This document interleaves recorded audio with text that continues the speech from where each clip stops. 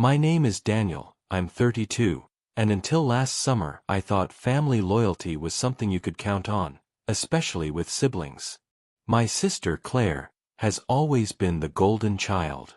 You know the type, glowing smile, everyone's favorite, the one who could do no wrong. Me. I was the quiet brother in the background, dependable but forgettable. I never really minded. If being overlooked meant less family drama, I considered it a win. But then came her wedding. The day that shattered any illusion that blood is thicker than water. I remember the phone call as clearly as if it happened this morning. Claire's voice was bright, fluttering with excitement. "Danny, you have to be there. Front row. My big day won't be the same without you." She even asked if I'd help with some costs, flowers, an extra photographer, things her fiancé, Todd, claimed were unnecessary expenses. I said yes without thinking. She was my sister. Supporting her was the obvious choice. Weeks before the wedding, I noticed something off. Todd, the soon-to-be husband, barely looked at me when we crossed paths. He'd shake everyone's hand at family dinners except mine. He'd laugh loudly at other people's jokes, but if I spoke, he'd suddenly check his phone. At first, I brushed it off as nerves. Maybe he just wasn't a guy's guy. The night before the wedding, Claire pulled me aside during the rehearsal dinner. Her eyes darted nervously toward Todd before she whispered, "Danny, please don't make a scene tomorrow. Just keep to yourself." I laughed, thinking she was joking. "What scene? I'm just here to celebrate you." She didn't laugh back. Instead, she bit her lip and said something that didn't make sense at the time. "It's just, Todd doesn't really like your face."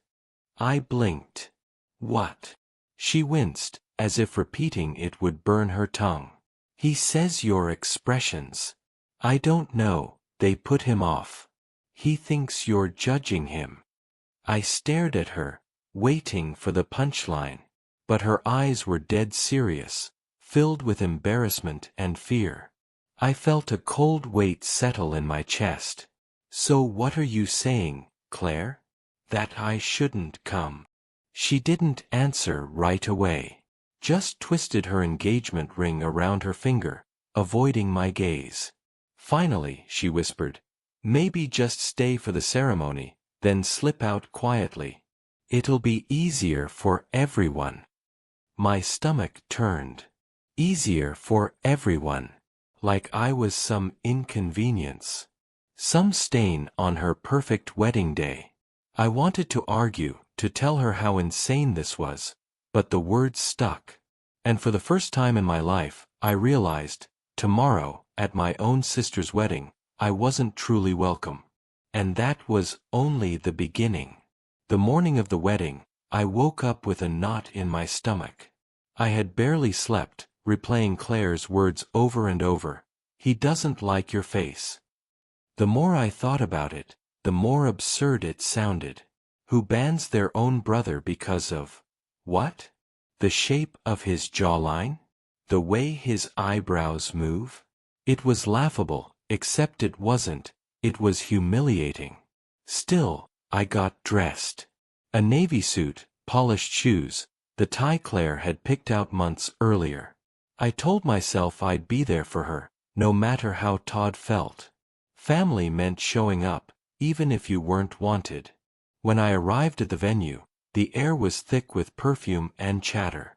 Guests swirled around like colorful birds, clinking glasses, snapping photos, admiring the white roses lining the aisle.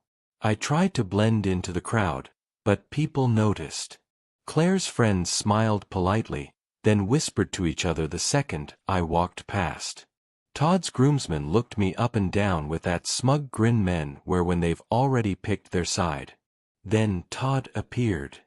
Perfectly tailored suit, gelled hair, the practiced smile of a man who thought the world revolved around him. He saw me, and his expression tightened, as if just my presence had soured his drink. He walked over slowly, like a lion cornering prey. "Daniel," he said flatly, no warmth in his voice. "Didn't expect to see you here so early." "It's my sister's wedding," I replied. "Of course I'm here." He smirked, leaning in just close enough so no one else could hear. "You really don't get it, do you? Today isn't about you. Claire doesn't need your energy ruining her day." I clenched my fists, but forced my voice to stay calm. "I'm not here to ruin anything. I'm here because she's my family." Todd's smile widened, cold and sharp. "Your face ruins things all by itself. Do me a favor, slip out after the ceremony. Don't make me ask twice." I stood frozen, heat rushing to my cheeks, every muscle screaming to fight back. But before I could say a word, Claire appeared behind him in her gown. She looked like a vision, glowing, radiant, breathtaking, and yet her eyes darted nervously between us. She didn't defend me. She didn't say a word. She just linked her arm through his and let him lead her away. That was the moment I realized I wasn't just unwelcome. I was disposable. And the worst part? Everyone seemed to know it, but me. The ceremony began with all the pomp and perfection you'd expect. Rows of white chairs, a string quartet playing softly, flower petals scattered across the aisle like a dream. Guests rose to their feet as Claire floated down, radiant in lace and pearls, her veil catching the sunlight just right. Everyone gasped in awe, phones snapping photos, whispers of, "She looks like a princess." And me? I was in the back row. Not with family, not even near the middle. The usher had glanced at the seating chart, frowned, then pointed me toward the very end, so far from the altar that I could barely see her face through the veil. I tried to tell myself it didn't matter. I was there. That was enough.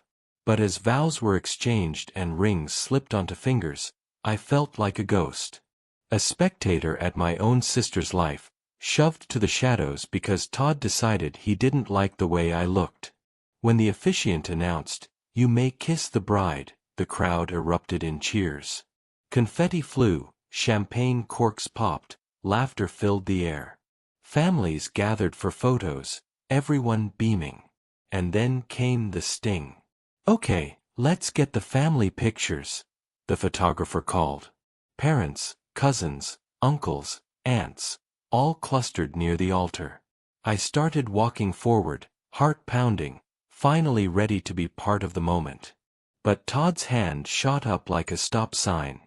"Not you," he said firmly, loud enough for people nearby to hear. I froze. "Excuse me." He tilted his head, smiling for the camera while whispering out of the corner of his mouth. "We don't want you in the pictures." Claire agrees. I looked at my sister. For a split second, her eyes softened, like she might protest. But then Todd squeezed her hand, and she gave the tiniest nod, barely noticeable, but enough. The photographer cleared his throat awkwardly. Maybe we should." "Just family," Todd cut him off. And just like that, I was dismissed. I backed away slowly, heat rising to my ears, laughter bubbling from a group of bridesmaids who had overheard. I stood alone at the edge of the crowd, watching my sister smile for the camera as if I didn't exist. But the real humiliation was still waiting for me at the reception. The reception hall was dazzling. Crystal chandeliers bathed everything in golden light, the tables glittered with candles, and a jazz band played softly in the corner. Guests filed in, laughing and buzzing with excitement. I walked in slowly, scanning the tables for my name card. Long rows of beautifully decorated seats stretched across the hall. Family clustered near the front, friends and relatives filling the middle. But my name wasn't there. I found it at the very back, by the exit doors. A lonely chair squeezed against a service station where waiters stacked trays of dirty glasses. My place card was crooked, half hidden under a napkin, as though they hoped no one would notice I existed. I sat down anyway, trying to swallow the lump in my throat. A few people glanced my way, then quickly looked back, whispering behind their hands. One of Todd's groomsmen walked past, chuckled, and muttered just loud enough, "Guess they weren't kidding about the face." The meal began. Plates of filet mignon and roasted vegetables carried past me, steaming and rich. When the waiter finally reached my table, he set down a cold plate of chicken, clearly left over, not even plated properly. I stared at it, appetite gone. Then came the speeches. Claire's maid of honor spoke about sisterhood and loyalty. Todd's best man joked about brotherhood and trust. My parents stood and toasted their perfect children, Claire and Todd. Not once did anyone mention me. Not once. I clapped politely after each toast, my hands trembling, my jaw aching from forcing a smile. Finally, Todd stood, glass in hand, arm draped around Claire like she was a trophy. His voice carried easily over the laughter. "I just want to thank everyone here who truly belongs with us tonight. Family, friends, people who make us feel loved."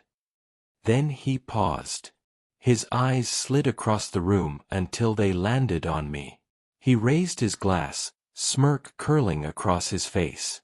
"And of course, thanks to those who knew when to step aside." Laughter rippled through the tables. My stomach dropped. My sister didn't flinch. She clinked her glass to his.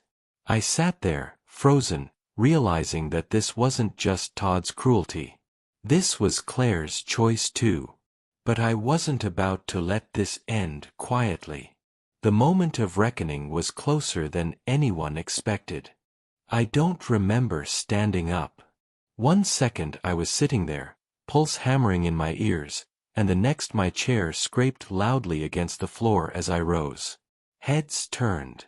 Conversations died mid-sentence. Even the band stumbled into silence. My glass was still in my hand. I lifted it slowly, steadying my voice. "Since we're giving toasts," I said, my throat tight, "I'd like to say something too." The photographer lowered his camera. Guests leaned forward, expecting a sweet story, maybe a joke. I looked at my sister. "Claire, you told me once that your wedding day wouldn't be complete without me. And yet here I am, seated next to the exit, treated like a stain on the carpet. Why?" Her eyes widened. Todd shifted beside her, his smirk returning like armor. "Because," he said loudly, "some people don't belong in the spotlight." A few nervous laughs flickered around the room, but no one dared clap this time. I set my glass down, my voice steady now. "You know what's funny? I paid for the flowers. I paid for the extra photographer. I helped cover the deposit for this hall. But apparently, my face ruins the aesthetic." A stunned silence fell. My mother's hand flew to her chest. My father cleared his throat, muttering, "Daniel, that's enough." But it wasn't enough. Not anymore. "For 32 years, I said, each word sharper than the last, "I have supported this family. Quietly. Willingly. Always in the background. And today, on the one day I should have been standing proudly beside my sister, I was shoved into the shadows. Why? Because her husband decided he didn't like how my face looked." Gasps echoed. Todd's smirk faltered, just slightly. I turned toward him. "Todd, you don't have to like my face. But I promise you, every single person in this room is going to remember the kind of man who judged his wife's brother not by his actions, not by his heart, but by something as shallow as appearances." The silence was suffocating. Claire's lips trembled, but she didn't speak. So I set my glass down on the nearest table and added quietly, "Congratulations, Claire. You got the husband you chose." I hope you enjoy the view when he turns that same face of judgment on you. Then I walked toward the exit, leaving behind a room full of stunned stares and my sister's wedding in ruins. But I wasn't done yet. The cool night air hit me like a slap as I stepped outside the reception hall. Music and chatter hummed faintly behind me, muffled by the heavy doors. My hands shook, not from fear, but from the release of years' worth of silence. For once, I hadn't swallowed it. I had said what needed to be said. I was halfway across the parking lot when I heard the door slam open. Daniel! Wait. It was my mother. She tottered toward me in her heels, clutching her shawl. Her face was tight, not with concern, but with the sharp disapproval I knew all too well. How could you embarrass your sister like that? On her wedding day. I stopped, staring at her. Embarrass her? I was humiliated from the moment I walked in. You could have just let it go, she hissed. Why do you always have to be so dramatic? A bitter laugh escaped me. Dramatic? Mom, Todd literally banned me from photos because he doesn't like my face. You watched it happen. You said nothing. Her lips pressed into a thin line. She didn't deny it. That silence told me everything. I shook my head and turned away. If you can't defend your own son, then don't follow me. She called after me, her voice breaking, but I kept walking. By the time I reached my car, my phone buzzed. A string of messages lit up the screen. From my father, you ruined the evening. We'll talk later. From a cousin, damn, man. Respect for what you said. From Claire, how could you? This was supposed to be my day. I stared at her words, my chest tightening. I typed back slowly. It was supposed to be our day. But you made it clear I wasn't part of it. Then I put my phone face down on the passenger seat and drove away. The city lights blurred through the windshield as I gripped the wheel. I thought I'd feel guilty, but I didn't. I felt free. But freedom has a cost.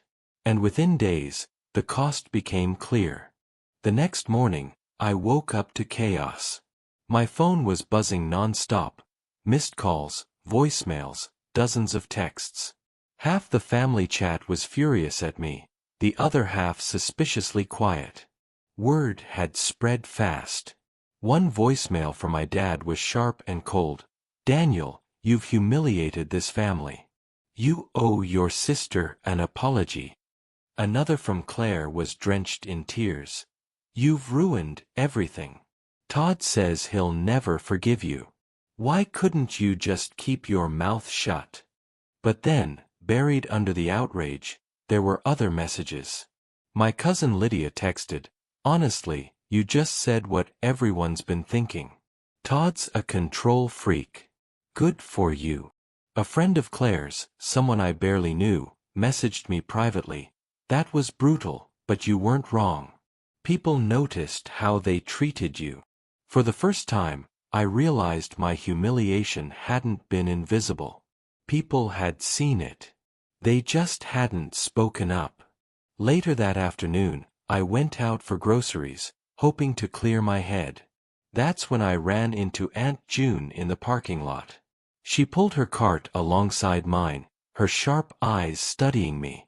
You've got guts, she said finally. About time someone stood up to that smug little man your sister married. I blinked, surprised.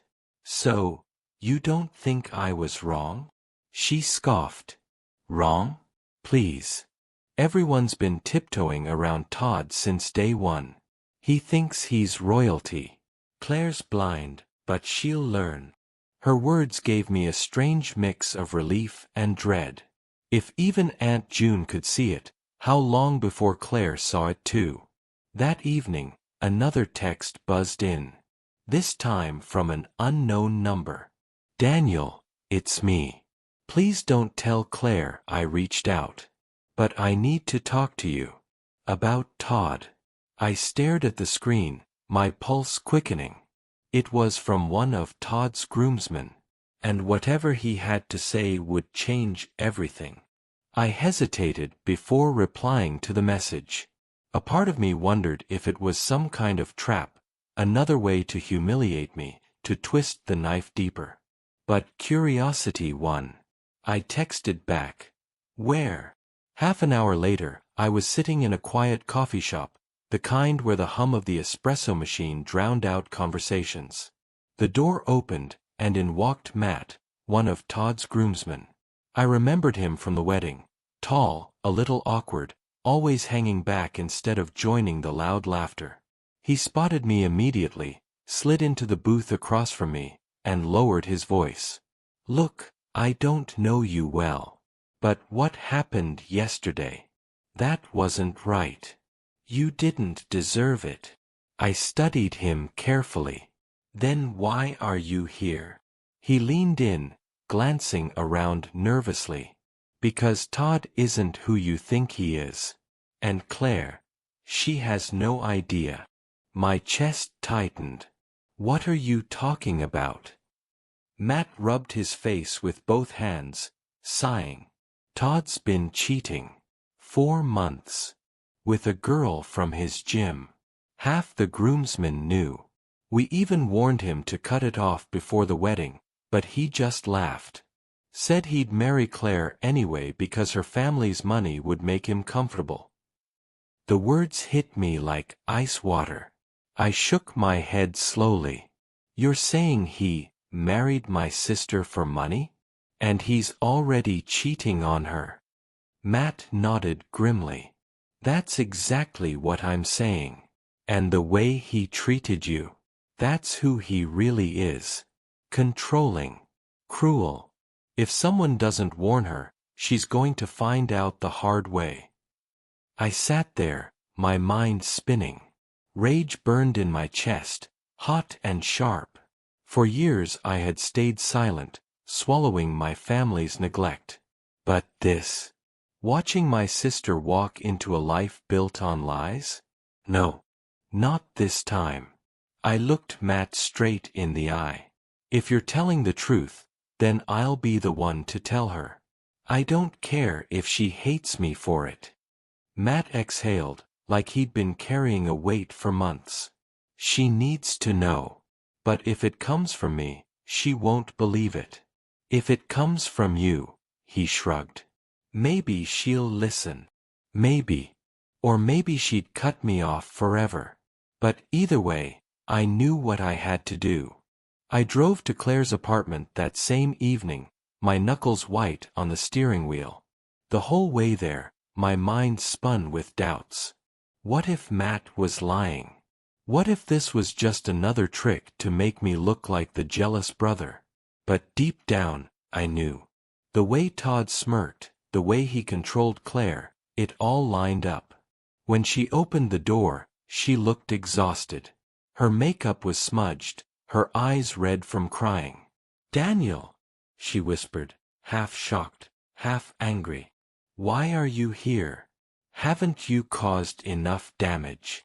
I didn't bother with pleasantries. We need to talk. It's about Todd. She stiffened immediately. Don't start. He's my husband now. I won't let you poison this. I stepped inside anyway, closing the door behind me. Claire, listen to me. Todd has been cheating on you. 4 months. With someone from his gym. Her face twisted, torn between fury and disbelief. That's a lie. You'll say anything to make me doubt him. God, you're pathetic. I swallowed hard, forcing myself to stay calm. I didn't want to believe it either. But one of his own groomsmen told me. He knew. They all knew. And Todd bragged about marrying you for money. Do you think I'd make this up? Do you think I enjoy seeing you hurt? She shook her head violently, tears spilling. Stop it.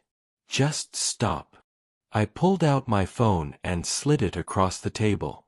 Then call him. Right now. Ask him where he is. See if he answers. Her trembling hand reached for the phone, but she froze halfway. Her lips quivered. For the first time, doubt cracked through her defenses. Claire, I said softly, look me in the eye. Do you really believe he kicked me out of your wedding because of my face? Or was it because he didn't want me close enough to see who he really is? The silence between us stretched thin as glass. She turned her face away, covering her mouth with her hands. Her shoulders shook. And in that moment, I knew she already suspected the truth. She just hadn't wanted to face it. Claire didn't call Todd that night. She sat there in silence, shaking, refusing to look at me. I stayed only long enough to make sure she wasn't going to collapse, then left her with the weight of the truth pressing down. 2 days later, my phone buzzed. It was a text from her. I need you to come over. When I arrived, she looked like a ghost of herself. Makeup smeared, suitcase half-packed by the door. Her voice cracked when she spoke. I confronted him. He didn't even deny it. Just laughed. Said I was being dramatic, that it was just fun, and I was overreacting. My stomach knotted. And her eyes welled with tears. And then he said the only reason he married me was because of our family's money. He called me his investment. The words made my fists clench so tight I thought my nails might break skin. But I forced myself to breathe. So, what now? She looked at me with a kind of broken clarity I'd never seen in her eyes before. Now I leave him. I already called a lawyer. She sank into the couch, covering her face with both hands. Danny, I'm so sorry. For everything. For letting him treat you like that. For choosing him over you. You were right all along. For a moment, I didn't know what to say. Part of me wanted to scream, to tell her how deep the wounds went. But instead, I sat beside her and placed a hand gently on her shoulder. You don't need to apologize to me, I said quietly. You just need to walk away from him. Start over. That's all that matters now. She leaned against me, sobbing into my sleeve.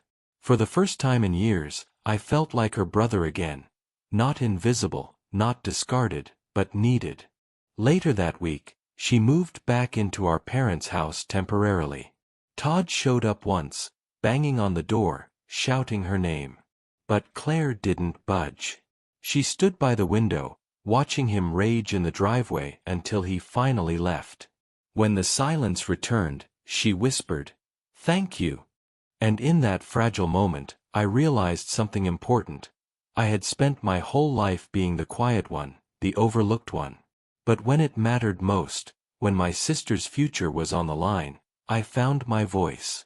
It cost me a wedding. It cost me the illusion of family harmony. But it gave me back my sister. And that was worth everything.